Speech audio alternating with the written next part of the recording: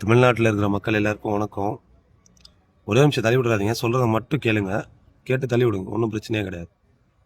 நீங்கள் உடல் உறுப்பு தானான்னு ஒரு விஷயம் நடந்துகிட்ருக்கு. அது உண்மையாக தான் நடக்குதான்னு உங்களுக்கு தெரியுமா? சென்னை ராஜீவ்காந்தி ஹாஸ்பிட்டலை பற்றி நான் கிட்டத்தட்ட ஒரு 2.5 வருஷமாக போராடிட்டுருக்கேன்.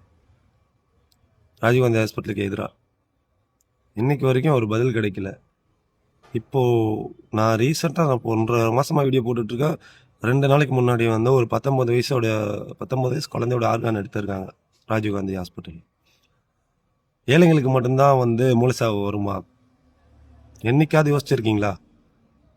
நான் பார்க்குறேன் அந்த நியூஸை வந்து ஏகப்பட்ட யூடியூப் சேனலில் போடுறானுங்க, ஃபேஸ்புக் பேஜில் வருது, எல்லாம் போய் ஆர்டிஎன் போட்டு அம்பு விட்டுட்ருக்கீங்க. கொஞ்சமாவது யோசிங்க மக்களே, கொஞ்சமாவது யோசிங்க. அந்த குழந்தை இறந்தது எனக்கும் வருத்தம் தான்.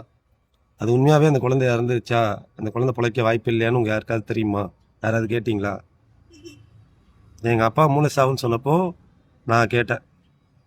அதனால தான் நான் இந்த 2.5 வருஷமாக தனியாக போராடிட்டுருக்கேன். அதே மாதிரி எனக்கு வந்து நல்ல அட்வொகேட் வேணும். அட்வொகேட் இருந்தீங்கன்னா தயவு செஞ்சு இன்பாக்ஸில் வாங்க, இல்லை உங்கள் கான்டாக்ட் நம்பர் கொடுங்க, நான் உங்களை ரீச் பண்ணுறேன்.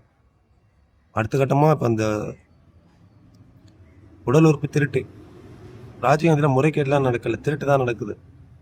நீங்கள் என்ன பண்ணிட்டு போனாலும் உங்களை ஏதாவது ஒரு காரணத்தை சொல்லி உங்கள் உடம்புலேருந்து உடல் உறுப்பை எப்படி எடுக்கலாம் அப்படின்னு தான் பார்ப்பாங்க.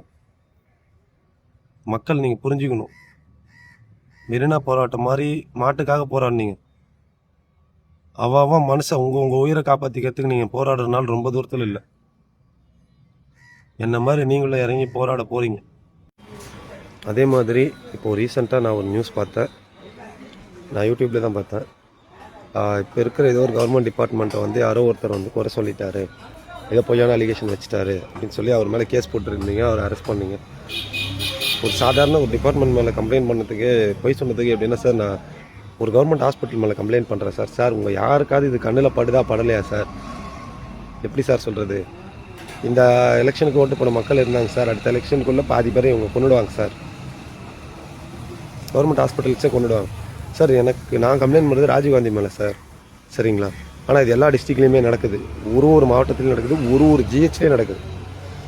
இதுக்கான முடிவு என்ன? மக்கள் ஓட்டு போகிறதுக்கு மக்கள் கூட வேணாமா சார்? உங்களுக்கு நீங்கள் தான் சார் முடிவு பண்ணி சொல்லணும். சிஎம் சார் நீங்கள் தான் சொல்லணும்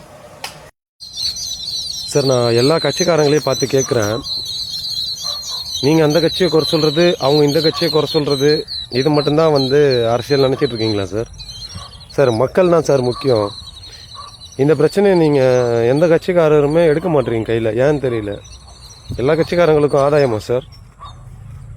அப்போ அந்த மாதிரி பண்ணுற டாக்டர்ஸ், அதிகாரிகள், அவங்களால பயனடைகிற ப்ரைவேட் ஹாஸ்பிட்டல், இவங்க எல்லாருக்கிட்ட இருந்தும் இப்போ இவங்க முன்னாடி ஆளுங்கட்சியாக இருந்தவங்களும் சரி, இப்போ ஆளுங்கட்சியாக இருக்கவங்களும் சரி, பணம் வாங்குறீங்களா சார்? எங்களுக்கு சந்தேகமாக இருக்குது சார். மக்களுக்கு இங்கே பல பேர் உங்கள் எல்லாரையுமே கேள்வி கேட்க முடியாத நிலைமையில் இருக்காங்க. அத்தனை பேருக்கு அவங்க சேர்த்து தான் சார் நான் கேட்குறேன் இந்த கேள்வி எல்லாத்தையுமே.